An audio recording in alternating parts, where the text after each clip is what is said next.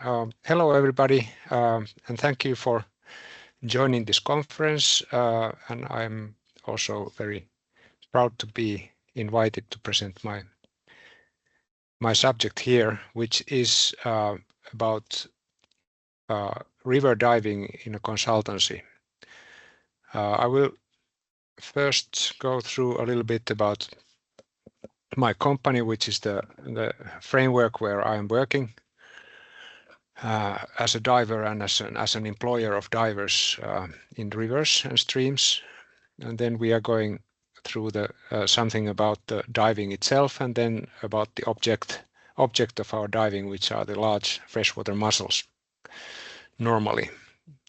And then we talk about the meaning of our work, how it affects the conservation of these endangered species, and so on. And if you have any questions, I think the procedure is the same as before, that it would be better if you just write them into the chat. And then after the presentation, which is not going to last 45 minutes, we are going to have a little bit of time to discuss also. All right, let's go. About Alleco, which is our company. We founded Alleco with this fellow who is here measuring a mussel in the lowest photograph, Panu Oulasvirta, in 1989. We were both biology students then, and what we really wanted to do was to dive and to find a way to dive more and get our living out of diving. Of course, in the during the first years, this wasn't our main source of income. It was something that we could just use. The company was something that we could use for channeling our projects, which were very sparse actually.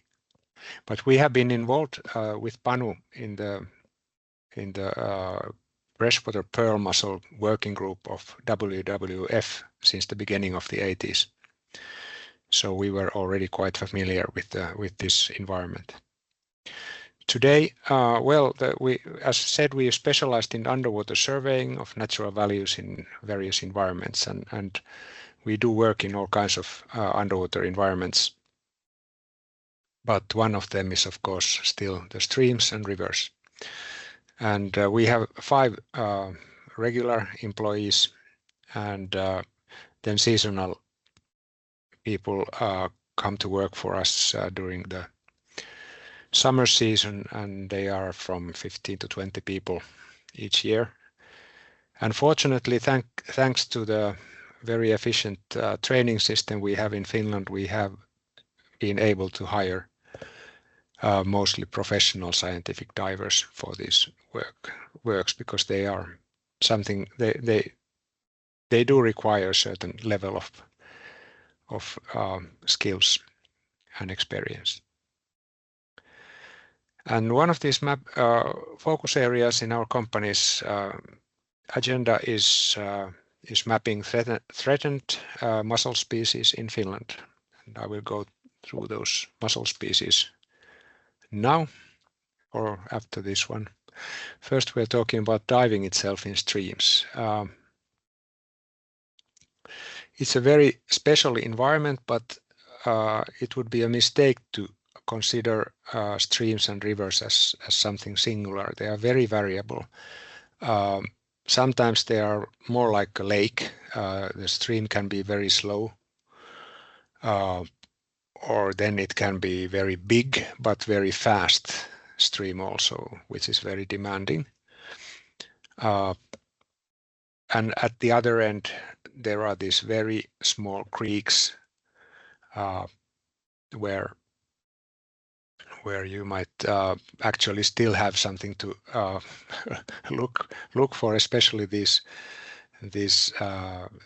endangered freshwater pearl mussels. They can be in very small creeks. If I go to the previous slide, you can see an example of that. In the middle photo there, you can see a very rocky river where 2 divers are searching for mussels. and they were observed by a Russian border guard. Yes, and also the visibility can be very different in different rivers. Very often in the south of Finland, they are very murky. Visibility can be from 0 to 1 meter, for example, and 1 meter is a good visibility in those rivers. But then if you go up to the north in Lapland, they can be very clear also, so you can see several meters horizontally. There are, of course, safety risks, and the current itself can be very challenging in a sense that it requires special techniques. One extreme one is in the upper photograph over there. We call it koskelukko, a rapids lock where a diver can hang from a rope and then control slow descent downstream by releasing rope, and then there's possibility of releasing the rope altogether, so that if there's a danger of getting entangled, then the diver can escape. But this kind of techniques is the only option in a place where the current is too hard for the diver to stay in one place or to swim upstream. But then, of course, in this case, that's only one thing, and I wouldn't actually call it a risk. It's more gymnastics. You need a little bit of power to stay there and to be able to work. And this is about mapping muscles again. But in a little bit deeper places where you can be from 1 to 3 to 4 meters deep, it doesn't sound very much, but when you have the current there, and then in river beds there are very often all kinds of objects where you can get entangled. These include whole trees that have come loose from the shoreline and then floated down the river and sunk to the bottom, and their branches can be they look huge in the water because the visibility is so small, so you only see parts of them at the time, or maybe not see them at all. But there are also some timber, because many of the rivers in Finland have been used to float the timbers and transport them with the current downstream. But then there is also some kind of junk from people have thrown into the water. There can be some steel structures and all kinds of wooden structures, bicycles, even cars. And then another thing in a very big river like in Kokemäenjoki, which enters the sea from in Pori. There is boat traffic also, and there is actually an official boat lane or ship lane in the middle of the river. And since even though it's a big river, it's still very narrow compared to the sea. So the boats and the divers are just very close to each other there, and so we have to be very careful about that also, and make sure that the boats are alerted about divers and we know where they are. But what we are using as safety procedures, because it's not when the visibility is very low and there is current, there is no point in having 2 divers in the water. So basically these are solo dives. If you have a buddy there with you, there's just one more thing to look after, and if there are any risks involved, then they are actually doubled because there are 2 divers down there. If somebody gets into trouble there, it's impossible for the buddy to, well, not impossible, but very difficult and unlikely for the buddy to be able help in that circumstances. If a diver goes mute, that they cannot talk anymore and so on, then the other diver it's not very easy to find down there unless they are connected by a rope. And also this tender line up to the surface is not feasible solution in a hard current, because then it's pulling the diver very hard downstream, and it's not possible to work like that. So basically what we are using is first of all the divers who are getting involved in this kind of work, they are experienced, and they are building up their skills gradually, starting from easiest rivers and then at the end into the most challenging ones, can only enter the most experienced ones. And we have wireless communication, which enables us to monitor the status of the diver, and then there's a surface marker buoy coming up to the surface, which helps us to locate the diver. And then, of course, maybe the most important thing is that the diver is following a weight line which is crossing the river normally, so that the diver is not being taken down by the current accidentally, unless something happens, and then we can see from the marker buoy and the communications that something is wrong. This very seldom happens. And then an important part is also a bailout air source, which is necessary if the diver gets stuck there and has to wait for help. But when we know where the diver is, then it's easier to come afterwards and rescue than trying to ensure some kind of help by having two divers down there. And then it's very important to have the preparedness for the rescue operation. In some places like which are very close to cities like Pori and Helsinki, for example, then there's always the rescue service available, also official rescue service available pretty close. But normally, well, we have never had any accidents during the 35 years when we have had this company, and it's been, I hope we have just been too careful enough, and it's not just luck, but we try to do our best to make sure it's safe, but it's also important that we are able to do this work. And in the next slides, I'm going through why.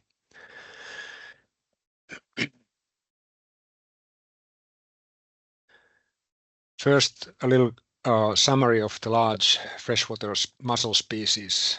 In Finland, we have 7 species, and they are listed here in the table. We have the duck mussel and swan mussel, and then there's these are kind of they belong to this family Anodonta, which are the järvisimpukat. And that's a little bit misleading, because especially the duck mussel is very common also in rivers and streams. Actually, if you go up to the north, where the number of species is getting lower, this duck mussel is possibly the last one accompanying the freshwater pearl mussel, which is then present in the whole country. Swan mussel is a species which is normally only in a very slow moving current, so basically in lakes. Then there's the painter's mussel. All of these actually look very much the same if you're not used to looking at them. So I'm not trying to show you how to distinguish them from each other in this presentation, but it's possible. And then there is this swollen river mussel, Unio tumidus, which is very common also in rivers and very tough. And then the thick-shelled river mussel, Vuolejokisimpukka, Unio crassus, which is one of the 2 endangered and a highly protected species in Finland, and also actually in the whole Europe. And then there's the depressed river mussel, which is close to the these lake mussels, duck mussel and swan mussel, and actually are sometimes very difficult to distinguish from duck mussel especially. But they are present up to the very northern Finland also. And then finally the freshwater pearl mussel, which is very famous nowadays because we had some news from Kainuu recently, Hukkajoki, where the forestry tractors were caught driving over them, and they were actually our divers who spotted this event, but it is not something unusual happening in our forests.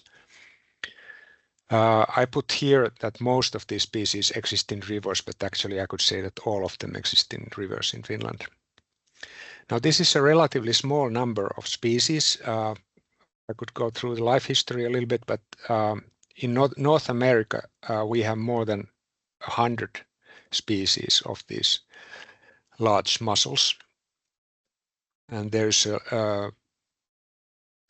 one of the reasons for this is the structure, geological structure of the continent. That when there was this ice age and northern Europe was covered by continental ice, these species which cannot tolerate no living species can tolerate the continental ice, but as the glaciers were growing and moving southwards, species were able to retreat to the south only up until they met the first mountain range. And in Europe, these mountain ranges like Alps and the Spanish mountains, Pyrenees, they are from west to east and east to west, while in North America they are the other way around. They are from north to south. So the species had a clear way of retreating to the south, while in Europe they were sort of caught up in the foothills of the mountains and they couldn't escape, and so these species went extinct that couldn't survive the harsh winter conditions. Okay, that took a little bit too long. But anyway, now I'm going to the next slide, which is about general characteristics of these species. They have all of these species have this life cycle which involves a parasitic phase. There are Glochidia larvae which live in fish. In some species are living in the fish gills, and some of them are attaching themselves to the skins of the fish. But that's the way they are able to spread into new areas in the rivers. So all of these species, they have these female and male individuals, and so once the eggs are fertilized in the female and they are developing into these small Glochidia, and they are somehow transported into the fish, and life strategy of this freshwater pearl mussel involves a very large amount of larvae. There can be 2 million larvae in one big freshwater pearl mussel, and it's when it detects a fish swimming over it, when it's ready to send the Glochidia out, then it's kind of just bursting them out, and some of them actually are able to attach themselves to the gills of the fish. And this other protected species, this thick-shelled river mussel, it has a little bit different strategy. It's producing a lot less larvae, like something like thousands or tens of thousands at the most, and they are forming these kind of structures where you have several and many larvae put together in a form that looks a little bit like something that fish like to eat. And so when the young fish are eating them, some of them are able to attach to the gills again. And once they have spent some weeks or months in the gills, then the larvae grow by eating the blood from the fish, and then they are letting themselves go and hoping to land in a place where they are able to develop into adult mussels. And these are very critical phases. And you can imagine that species like the pearl mussel, which can live up to 200 years old, and it can be fertile for most of its life, like 100 years or more.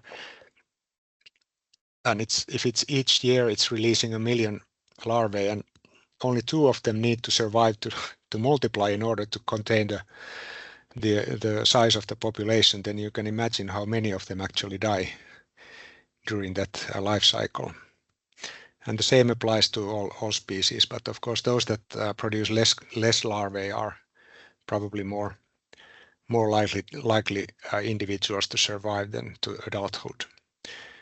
But what has been going on in the Lapis rivers in the news is that that activity that the tractors are crossing the rivers, it's actually spoiling the living conditions of these larvae when they are supposed to bury themselves in the gravel of the riverbed and to develop for 2 years to become adults. If this gravel is blocked by sediment and silt, which is released from the forestry, then they die because they don't get any oxygen down there. So you can have a river with a lot of big old river mussels, but no larvae, they cannot multiply. And this is a very common sight in the Finnish rivers. All right. One thing is that, let's see what comes in. Here's the next slide, which is about the legal aspects. The 2 species, the thick-shelled river mussel and freshwater pearl mussel, they are all listed in the EU Habitat Directive Annex 2, which is the list of protected species. And that's translated into the national legislation of each country. And in Finland, it means that they are strictly protected also. So that means that you cannot touch them actually without the permit. They cannot be killed, and they cannot be disturbed by human activities. And typically these are construction works in river areas, and probably the worst enemy of the mussels is forestry. But also there is goodwill in river restorations. They are bringing the biodiversity in rivers back after they have been modified earlier. But these restoration activities can also be a threat to the mussels. One example of this is for example, the dam, removing the dam in Helsinki, in Vantaa River, the big dam, which is the last one in the sea, and it's blocking the migration of fish up to the river. But if it's removed, this removal is a very big threat to the thick-shelled river mussels, which are living in the river up from the dam. So if you know how it looks like, how these species look like, and you take them into your hand, deliberately you are committing a crime, and it can bring you a fine. If you're deliberately killing these animals, then compensation fee for thick-shelled river mussel is about 50 euros, and for the pearl mussel it's something like 600 euros. I think it was mentioned in the news lately. But this act has to be deliberate, and it has to lead into the death of this individual. But of course, if you're killing 1 million individuals, then it can be a big sum of money for a company even. So thick-shelled river mussel, it looks like this, and note in this photograph in the lower right corner, you can see these openings where it's breathing in and out, where it's also filtering food. And the edges of these holes, they have these typical little spikes, and that's a way to distinguish them from, for example, the pearl mussel, but not from other river mussels and so on. So it's not the only thing. These are very difficult to identify underwater. Experienced biologists can sometimes recognize them only by feeling them, but it's not reliable. So normally, because the visibility in their normal habitats is very bad, usually then they are just collected. All the mussels are collected up that the diver can find and then identified on the shore and then taken back. The habitat of these mussels is a place in the river where the current is pretty fast, not like a rapid, but not too slow either. So it's normally the bed of the river is sandy and gravelly, and sometimes there are some rocks also. And these are existing mainly in the southern part of Finland. They are very common actually in this Saimaa region and also in Varsinais-Suomi and Satakunta. So many people wonder why they are protected because they are so common, but they are very threatened in Europe. And of course, the activities that are being planned into rivers, they are the threat to them. But they are pretty tolerant to the siltation, to sedimentation, and also pretty tolerant to eutrophication, like phosphorus and nitrogen releases from agriculture to rivers, but they cannot tolerate very well toxic discharge like heavy metals. An example of this is from river Kokemäenjoki, where Norris Nickel company accidentally released I think it was like 16 tons of nickel sulfate, which killed a lot of fish and a lot of mussels. And that was actually the point where people and also the officials realized that, hey, we have mussels in this river, because that river was completely dead in the 80s. But anyway, it was estimated that about 1 million of these thick-shelled river mussels were killed, and so we have been following the development of the populations there for 10 years now. And finally, I think they have recovered back to the status where they were before the accident. And then we are talking about the freshwater pearl mussel. You can see now the breathing holes. What is the difference? These guys don't have any spikes in the edges of these holes. I'm putting this back to this. You can see the difference in the lower right picture, in the breathing mouth. So if you see mussels like this that have these breathing holes like this, then they are pearl mussels. And don't touch them. It can cost you 600 euros a piece. So be careful. Yeah, but they thrive in very clean and pure waters, and most of these exist nowadays in northern Finland, in Lapland. Although the southernmost population is actually quite south. It's in western Saimaa. But that population is not multiplying. They are old individuals in river Mustiojoki. But there's a project which is aiming at trying to revive the population again. Let's see. But what this species actually needs is for the host of the larvae, host fish species, it has to be salmon or trout. And it's not either of them, but different populations of freshwater pearl mussels are specialized to salmon or trout. So if you have a river where it's salmon oriented pearl mussels, then you cannot replace the salmons with trouts and vice versa, or at least it's not as successful as it would be. And the biggest reason for the decline of this species has been the damming of rivers, because it has prevented the upstream migration of salmon and trout, which is vital for the species multiplication. And because of the conditions and because of the very easy to distinguish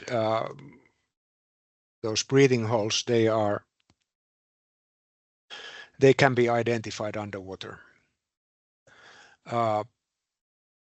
Normally we also collect them for measurement, because that way we can also get an idea about the age structure of the population. Now these mussels, all of these mussels, they have very different growth speeds, and most of them also stop growing, or the growing is slowing down very much when they become mature and start to multiply. This applies especially to female individuals. So two mussels that are the same size can be of a very different age also, but slowly, usually they are growing slowly even after maturation. And so the biggest freshwater pearl mussels that have been found, and they can be up to, I think, 18 centimeters long. The way we are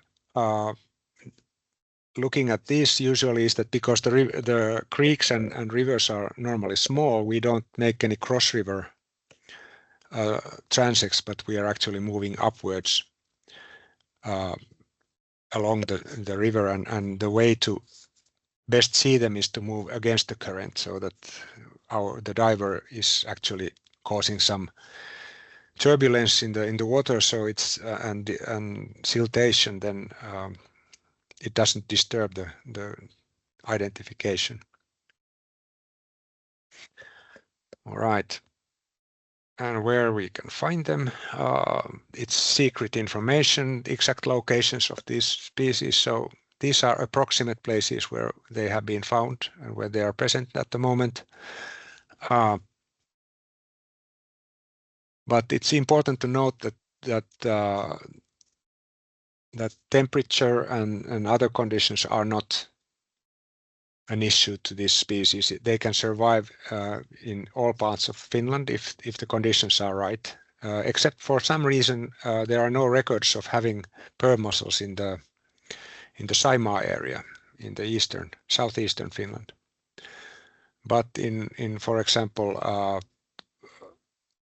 Kymijoki, which is also in the east of Finland, then you have a very big population. Oh, I'm sorry. No, that was the other species. No, not in Kymijoki either. So in southern Finland we have these places close to Tampere and Pori, and also this Mustiojoki population. Yes, the threats, as I mentioned, the biggest threat is the dams that are blocking the host fish migration, and also the siltation of the seabed. And these are caused mainly by forestry and agriculture. In one place near Tampere, one of the threats is the water, this drinking water taking by Tampere, city of Tampere. They are causing this river to get too dry in the winter sometimes. That it is threatening the pearl mussels, so that they might freeze because the water level is too low. All right. And what we are doing with them. First of all, usually when there's a suspicion that in a place which is where there is some human activities, some construction going to take place, if there's a suspicion that there might be some endangered mussel species, then we are mapping this area. And if some of them are found, then officials make the decision of how to proceed. And very often it turns out, especially with the thick-shelled river mussel, which is very tough and can survive in very harsh conditions, that is harsh in terms of human activities like mercury, like siltation and so on. So they are usually collected and they are transferred into a safe environment, which is normally upstream from this place of disturbance. And then we are also giving advice and consulted in many projects where these threatened mussel species are involved. So we have some impact. Usually it's just sort of collecting mussels and taking them to safety. Very seldom they actually result in giving up a construction project. Maybe one exception, it wasn't only because of us, but Kemijoki Oy gave up the plan to build this the last rapid in Kemijoki into a power plant, partly because some freshwater pearl mussels were found in that area. And so, but I think they were fed up with the whole thing already. So our role, we are a company. We do things, and we are of course committed to nature protection and very much want to enhance it. But of course we do it for pay. But our role is to ensure the protection and conservation of these mussel species that are threatened. And we have been doing this for a long time, so we are very specialized also in this work. So we can provide accurate and credible information about the situation. But what I have to say is that sometimes the conditions in the rivers are so bad, so special that it requires a very experienced diver and person with good nerves, because working in totally blinded in a place where you have a hard current and you are alone, well, with the communications to the surface, of course, but anyway, it can be a little bit scary, but once you get used to it, it's not so scary anymore. Actually, people feel very safe, like some crazy people feel safe in caves. But it's also a funny feeling that when you're in a river and see nothing and start seeing with your hands what you feel, hands and other parts of the body that you feel by touching some things, objects in the bottom, then you form a picture of what's around you, and finally it feels like home when you are spending long enough there. So thank you. Now I'm open to discussion and thank you very much for letting me speak. Very much, Jouni, thank you very much, Jouni, for your insights and bringing us to this adventure of looking into well, the sex life of mussels. Actually, we could say so. It was for me a very big surprise when I learned about this interesting life cycle that they have to have in order to reproduce, and that they depend on fish and other species, and how much human activity can impede exactly that development. Even just a simple river dam that doesn't allow trout anymore to travel. Interesting context and makes the whole picture much more complex than just looking at don't fish or something like that. But I would like to ask now the audience for questions. I have no written ones. Maybe there are some hands up.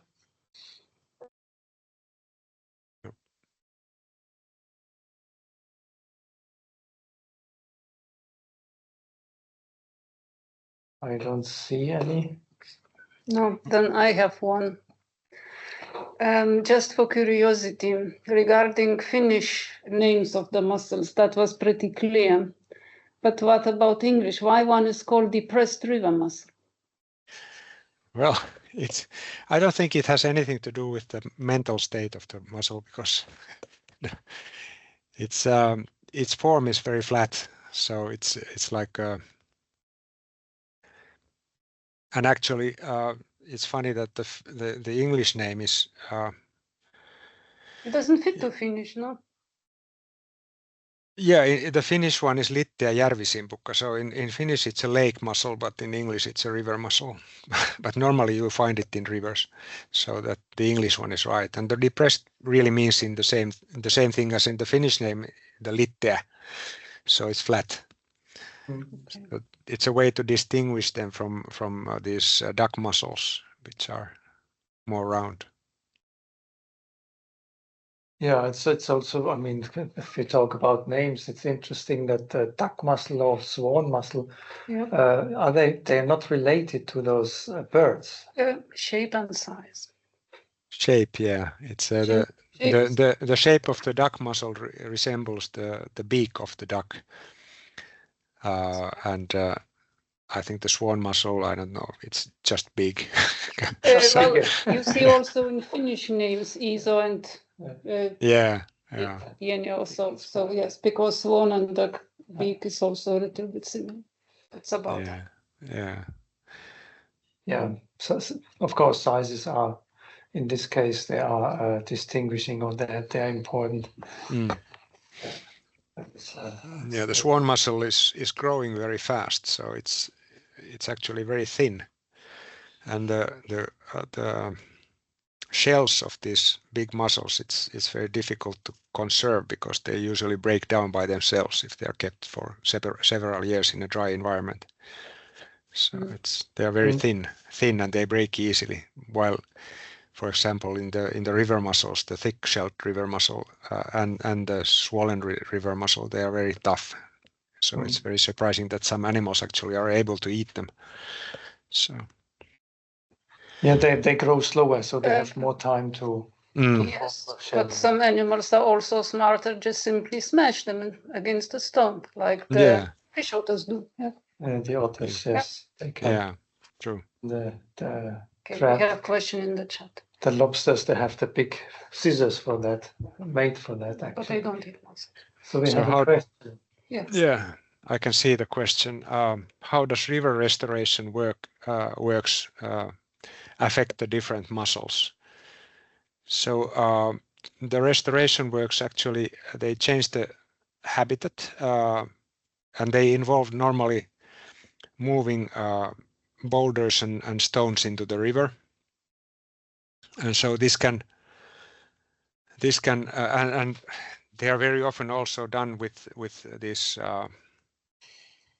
what are these digging machines? Excavators. Yeah. Yes, so they are big machines driven into the river. So they are, first of all, there's the risk of crushing the mussels in the restoration process, and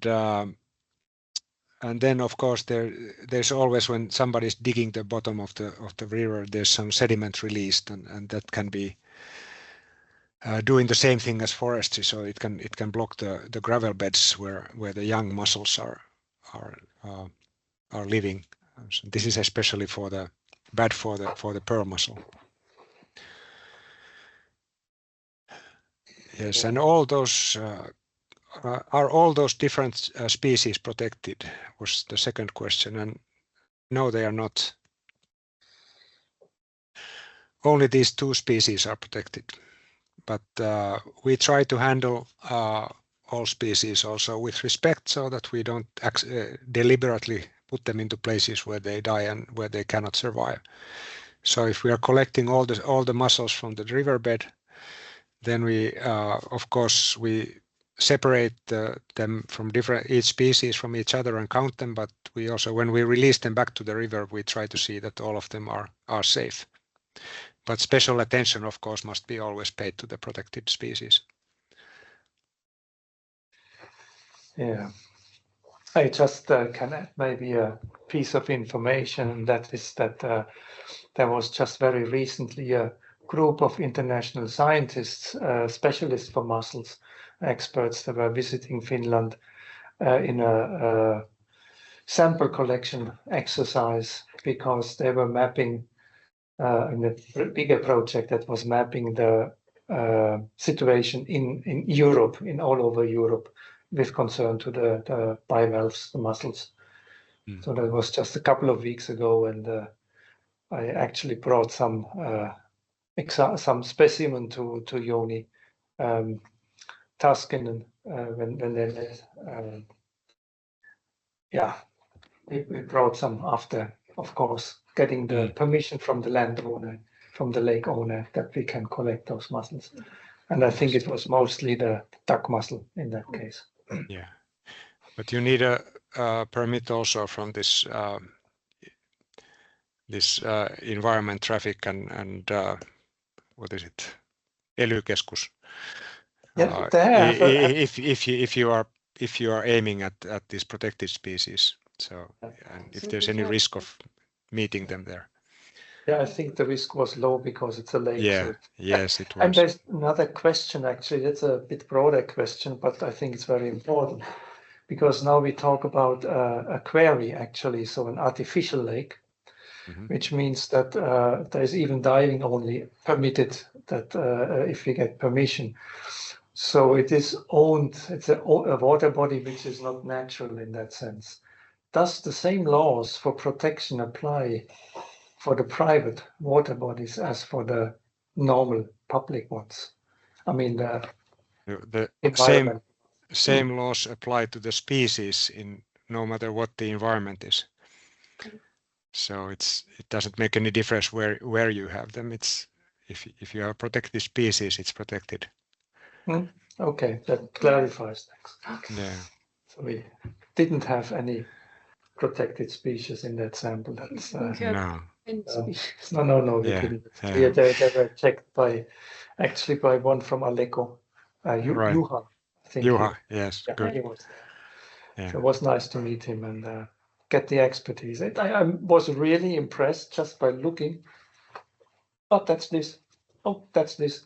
And then we were discussing, and okay, maybe I'm not sure. And then it was very quick assessment, and I'm impressed. So something to learn. It's always nice to see how professionals work. Yeah, that's true. Yeah, that comes a bit back to the whole topic why we started that whole series, is that how can professional and amateur work together? And my understanding is that in your operations, you basically only employ professionals, because amateurs, you cannot, they might not have the training that's required. Is that correct? Well, that's as an employer, we are also responsible for the working safety and to cover our backs. It's better to have somebody with an examination on the subject. So I mean, people can be very good divers without an examination, but to be on the safe side, we prefer to have people who have the professional status. It's also a question for insurances, I think, and liability. Well, when they are employed, when people are employed, they are always insured, of course. But also, if something happens, it's about working accidents. Then people should have, or the employer should see that the worker has a proper training and experience for the task. And one way of doing it is by favoring the people who have the professional examination. Okay, that clarifies. Thanks. So then, from my side, no more questions, and from the audience, I see also no more questions. Then I would again thank you very much, Jouni, for being with us and sharing your thoughts. We will keep in touch, I trust, and I wish you a nice afternoon. Bye then, and